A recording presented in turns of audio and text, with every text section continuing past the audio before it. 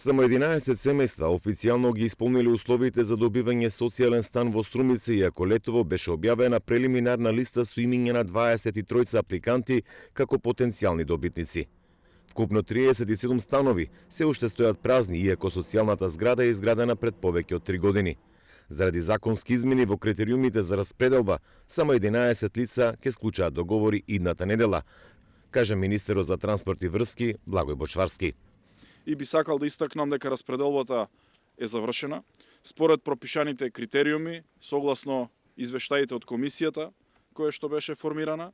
11 семејства добија социјален стан, а очекувам во текот на наредната недела да бидат подпишани договорите и конечно тие семејства и тие граѓани да се вселат во овие станови и да го решат своето стамбено прашање.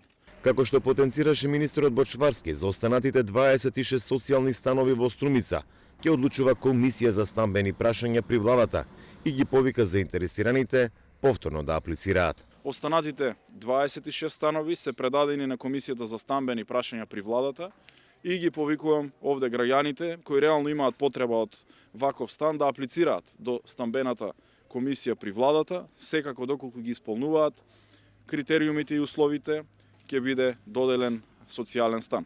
До сега имаше 3 огласи за распределба на социјалните станови во Струмица кои се наменети за корисници на социјална помош, деца без родители, самохрани мајки и лица погодени од елементарни непогоди.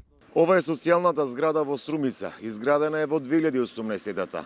Во неја живеат само лица со посебни потреби кои со процесот на деинституционализација од Заводот за рехабилитација Бања Банско се вселија во 4 стана кои беа доделени преку Министерството за труд и социјална политика.